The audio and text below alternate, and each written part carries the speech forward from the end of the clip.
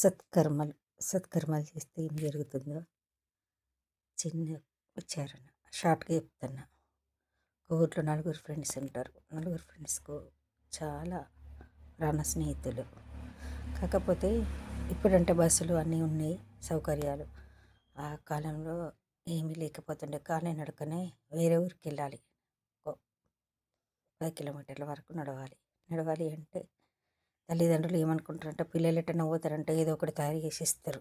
నలుగురు స్నేహితులకు వాళ్ళ తల్లిదండ్రులు ఒకరికి ఉప్మా, ఒకరికి పూరి, ఒకరికి దోశ, ఒకరికి ఇడ్లీ, ఒకరికి సద్దన్నం కట్టిస్తారు నలుగురికి. అవి తీసుకొని వాళ్ళు కాలినడకన ప్రయాణం అవుతారు. మబ్బులను లేచి నడుస్తుండగా చాలా దూరం నడిచి నడిచి అలసిపోతారు. ఒక చెట్టు దగ్గర విశ్రాంతి తీసుకొని ఆ సద్దీపుకొని తిందామని అనుకుంటారు. అనుకునేసరికి అఖిలాండ కోటి బ్రహ్మాండ నాయకుడు అనంతరూపుడు ఏ రూపంలో వస్తాడో తెలియదు కదా. పరమాత్ముడు ఒక మారువేషంలా ముసలాయన రూపంలో వస్తాడు. వచ్చి, అయ్యా నాకు చాలా ఆకలిస్తుంది, కొంచెం అంత అన్నం ఇవ్వరా, ఏది ఉంటుంది విట్టరా, నీరసం ఉంది అని అడుగుతాడు.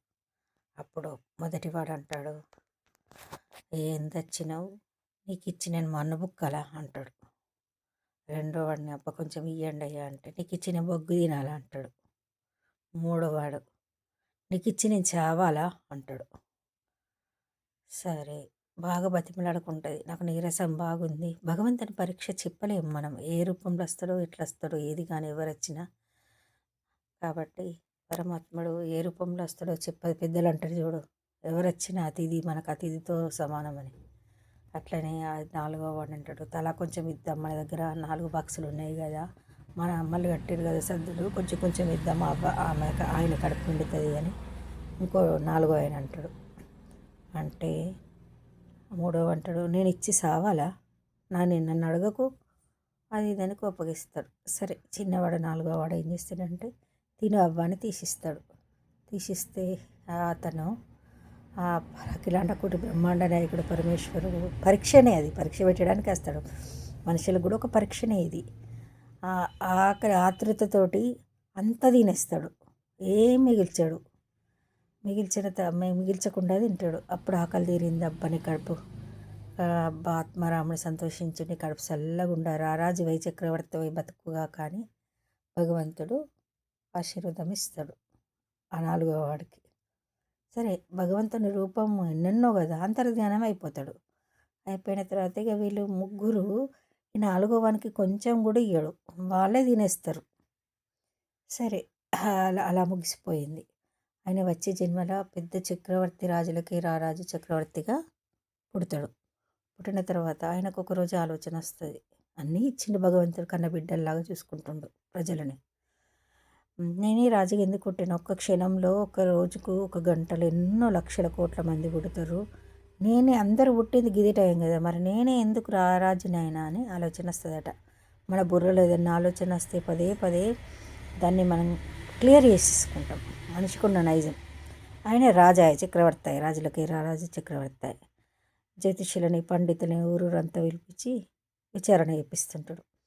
చెప్పడానికి ఎవ్వరు ముందుకు రారు. చెప్తే రాజు ఏం దండన వేస్తాడో, సత్యం చెప్తే ఒకటి, అసత్యం చెప్తే ఒకటి అని బాగా ఆందోళన చెందుతుంటాడు. అప్పుడు ఒక అందులోకి వెళ్ళి జ్యోతిష్యుడు వచ్చి ధైర్యం చేసి, పలానా ఊర్లో నీ గురించి చెప్పాలంటే మేము చెప్పలేము ఏ శాస్త్రము, పలానా ఊర్లో ఇక్కడ పలానా అని చెప్తాడు, వెళ్ళండి అని చెప్తాడు. సరే ఇక రాజుకు మనసున పట్టది, సైన్యాన్ని తీసుకొని పోతాడు. పోయేసరికి ఆయన మనబుక్కుతుండు, ఏంది నన్ను ఒక రారాజుని చక్రవర్తిని ఈయన దగ్గరికి పంపించిండు ఆ జ్యోతిష్యుడని చాలా ఫీల్ అవుతాడట. అని మనసులో మనకు ఏదన్నా ఆలోచన ఇప్పుడు క్లియర్ చేసుకోవాలి కదా.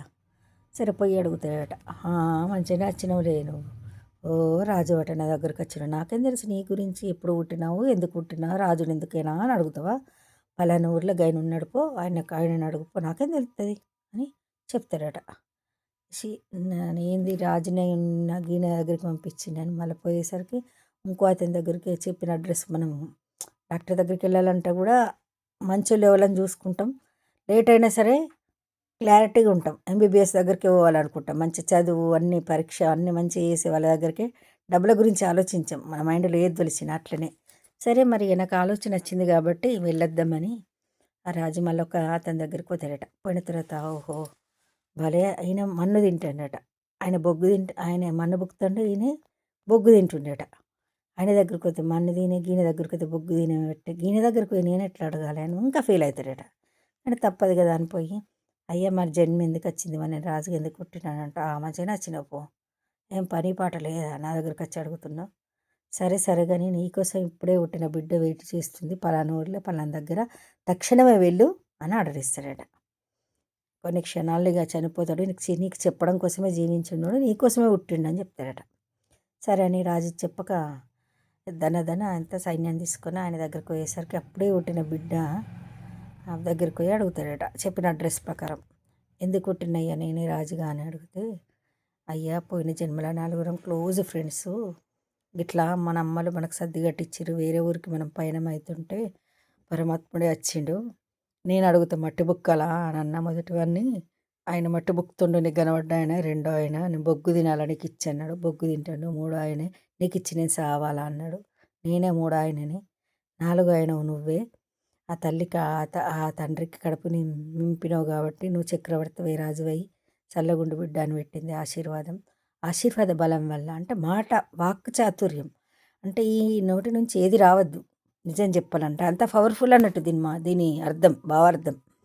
అందుకే నువ్వు రారాజు అయినవయ్యా, నీకు చెప్పడానికి నేను బతుకున్నా అని చనిపోయిందట అతను.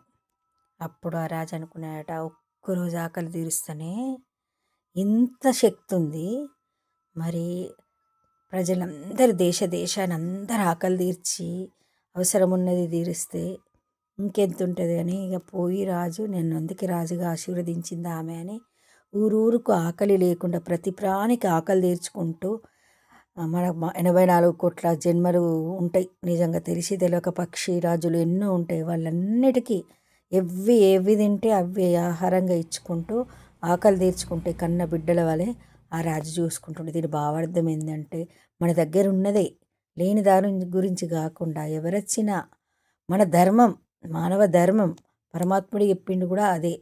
కాబట్టి ఆకలికి లోటు లేకుండా ఆ చక్రవర్తి చేసిండు. మనం కూడా మనవంత సాయం ఎవ్వరున్న పక్షులకు కానీ, జంతువులకు కానీ, మనుషులకు కానీ, కుక్కలకు కానీ, ఎవరికి కానీ, ఏ ప్రాణికైనా మనకు తోచిన సాయం ఏదైనా ధన్ మన్ ఏదైనా చేయాలని. జై శ్రీరామ్.